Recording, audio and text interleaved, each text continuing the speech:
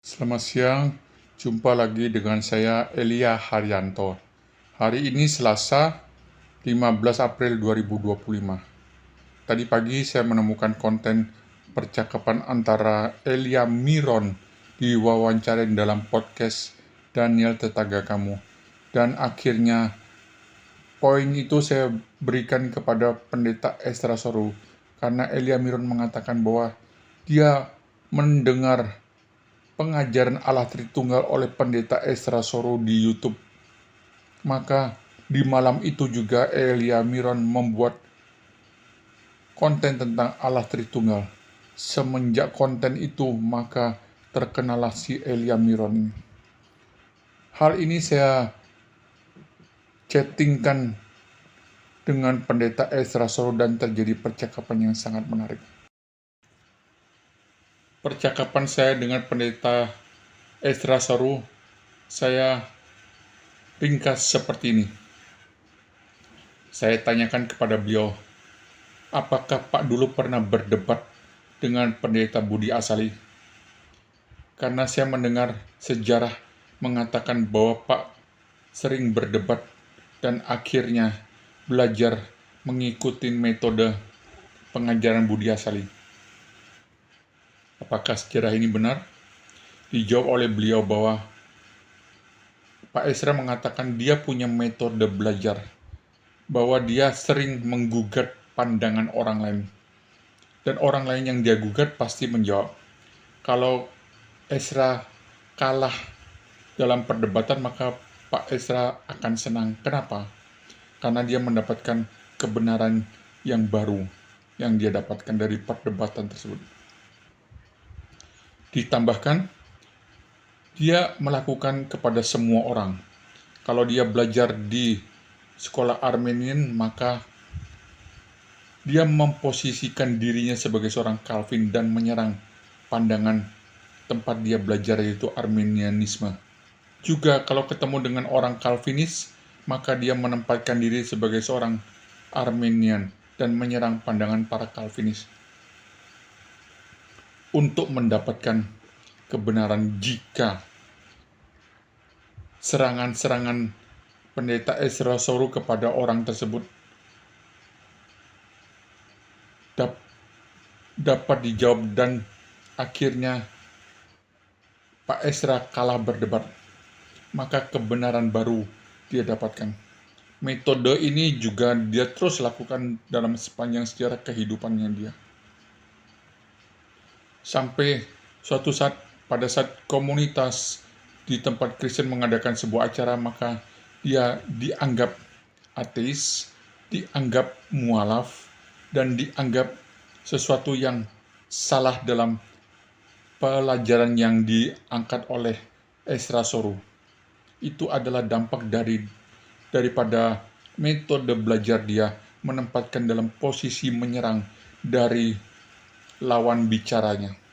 Diserang kekristenan dari lawan bicaranya untuk mendapatkan jawaban yang benar dari argumentasi yang dia serang. Kalau dia kalah, Esra Soru kalah, maka Esra Soru senang karena mendapatkan kebenaran yang baru yang dia dapatkan dari hasil perdebatan itu. Metode ini membuat Esra Soru menjadi seorang pendeta yang sangat cerdas karena memiliki pandangan-pandangan dan jawaban yang dia dapatkan dari hasil perdebatan selama ini kepada orang lain. Itu suatu pandangan yang sangat bagus. Klarifikasi di siang hari ini merupakan jawaban Tuhan atas relasi saya bersama dia. Akhirnya, chattingan kami cukup lama dan saya menyudahin karena dia harus melakukan pekerjaan kesehariannya dia. Jadi guys, dulu Tuhan pernah mendatangkan beliau untuk mengajar di Bali. Setelah Budi Asali tidak sanggup melayani kami lagi, maka diutus Pendeta Esra Soru untuk melanjutkan. Tetapi mereka berdua tidak lama mengajar di Bali. Sampai akhirnya Tuhan mengutus hambanya Pendeta Andi Halim. Pendeta Andi Halim mengajar kami kurang lebih 3 tahun lamanya. Dan akhirnya inilah saya mengerti tentang kedaulatan Allah, tentang segala sesuatu, tentang free will manusia, bahwa free will manusia benar adalah murni dari keputusan manusia itu. Tetapi keputusan manusia itu tidak akan keluar dari penetapan rencana sempurna Allah dalam kekekalan. Sebelum dunia dijadikan, rencana detail ini sudah punya dalam skenario global yang Tuhan Allah telah desainkan. Seperti apa pandangan itu? Maka demikianlah saya mendapatkan pengajaran dari 3 orang reform ini. Akhirnya saya dalam perjalanan sejarah menemukan kembali beberapa hamba Tuhan yang memiliki pemahaman tentang kedaulatan Allah dalam double predestinasi.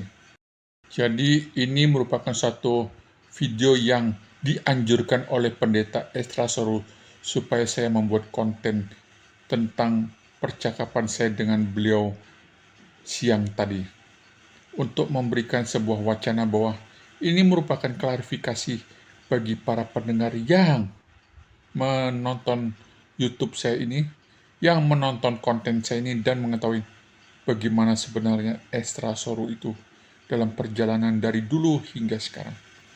Dia menggali kebenaran kekristenan dari perdebatan, menyerang orang yang punya pandangan, dan jika orang itu kalah berdebat, maka dia tidak bisa mempertahankan imannya.